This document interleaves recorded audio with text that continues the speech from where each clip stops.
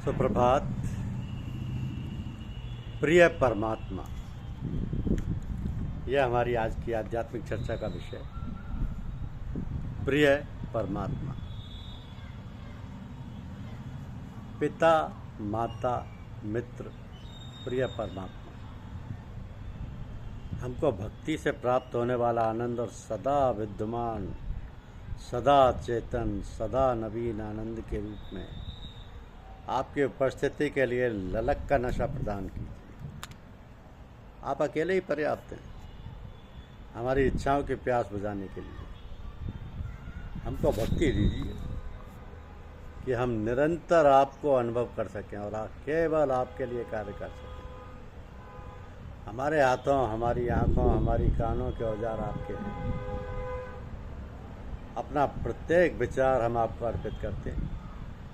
हमारे अपने परम प्रिय, हमको माया के स्वप्न से जगाइए, हमको अपने से एक कर लीजिए। हम आपको नमन करते हैं। जीवन का ध्येय यही होना चाहिए कि जीवन को अधिक से अधिक असत्य से सत्य की ओर, अंधेरे से प्रकाश की ओर ले जाएं और मृत्यु से मृत्यु की ओर। हम जीते हैं तो कई बार ऐसा लगता है कि हमारी रोज़ रोज़ मृत्यु होती है, मरने का दिल करता है। कई लोग ऐसे होते हैं जिन्हें जीना दुश्वार हो जाता है। उन लोगों के लिए भी संदेश है कि वे लोग भी मृत्यु से मृत्यु की ओर बढ़ें। जीवन सचमुच बड़ा विचित्र है। जो भी हम करते हैं, जैसा हम करते हैं, जब भी हम करते हैं, उस सबका एक अपना हिसाब है। हम सब कुछ करके भले ही भूल जाएं, लेकिन भीतर एक गुप्त रीति से चित्र बन जाते हैं जो हमारे कर्मों का गुप्त हिसाब रखती है। उनमें कुछ भी चीज़ छिपती नहीं है, हम देख पाएँ या ना देख पाएँ। जीवन के हर क्षण का, हर कर्म का हिसाब तैयार होता है। इसलिए अपने कर्मों को करते हुए ध्यान रखें कि हे प्रभु, हमसे जो भी कराएं दूसरों के लिए कराएं, अपनी संस्कृति, अपने धर्म के लिए कराएं। हमारा जीवन अपनी संस्कृति, धर्म और देश को समर्पित है। कई बार लोग अपने कर्तव्यों को भूल जाते हैं क्योंकि वातावरण ऐसा होता है। लेकिन जो लोग आश्रम में रहते हैं और जो लोग बाहर से थोड़े दिनों के लिए आश्रम में आते हैं, उन लोगों की बहुत बड़ी जिम्मेदारी हो जाती है। वे लोग आश्रम के वातावरण को दूषित ना करें, क्योंकि जो लोग भौतिक संपत्ति के वातावरण में से इस पवित्र वातावरण में आते हैं, तो उन लोगों को पवित्र वातावरण मिलेगा, सत्संग मिलेगा, तो उनके जीवन में भी क्रांति आएगी। जीवन में समता आए, एकता आए और एक दूसरे को हम प्यार कर सकें। एक दूसरे के प्रति अकड़ें नहीं, बल्कि एक दूसरे को पकड़ें। झुकता तो वो है जिसमें जान होती है, अकड़ तो मुर्दे की पहचान होती है। अकड़ो नहीं, पकड़ो।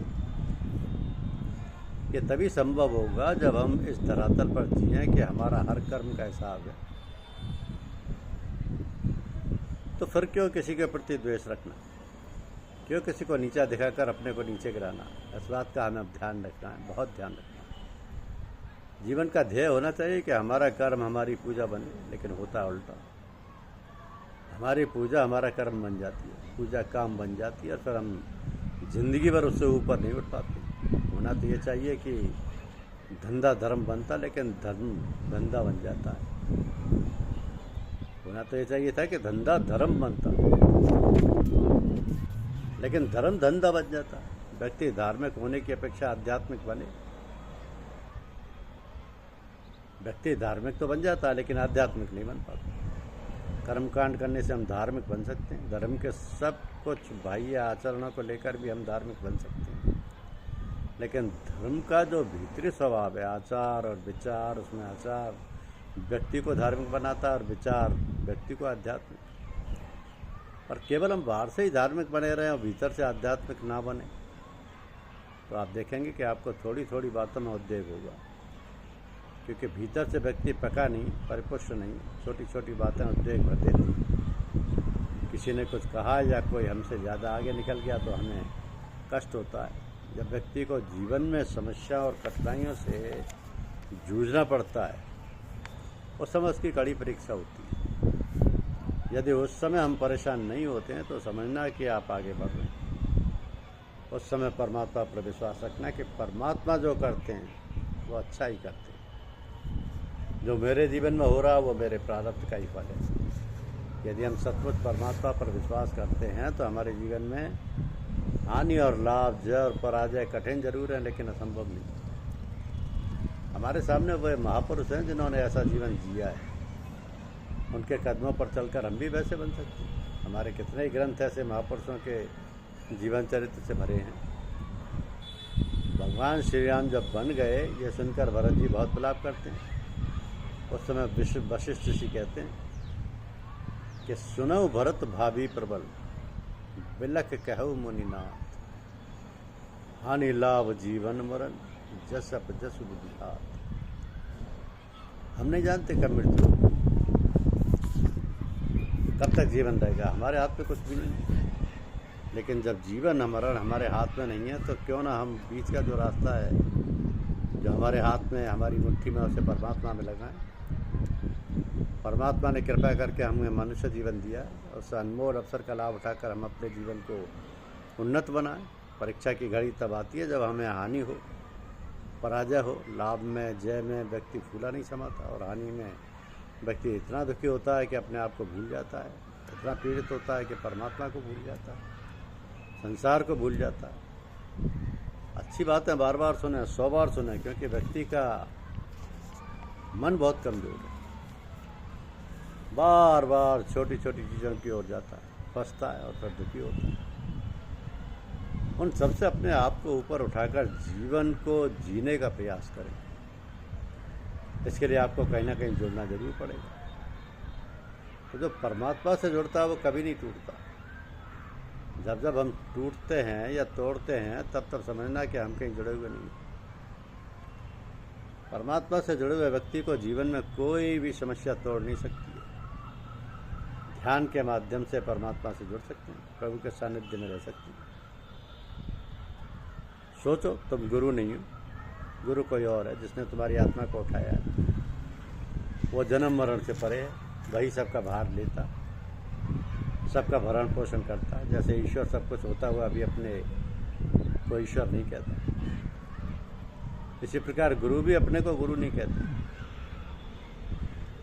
वो सदा नम्र होते हैं, पुत्रवत सबको प्यार करते हैं और मन ही मन सबका कल्याण चाहते हैं।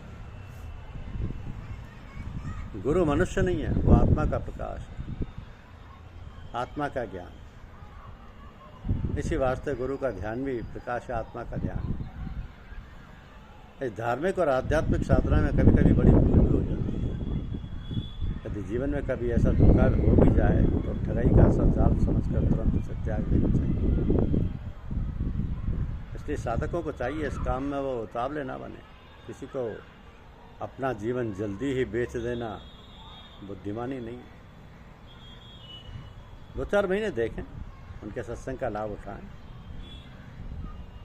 तब वह उस पर विश्वास करें। धर्म की आड़ में बड़े बड़े अनर्थ होते देखे गए।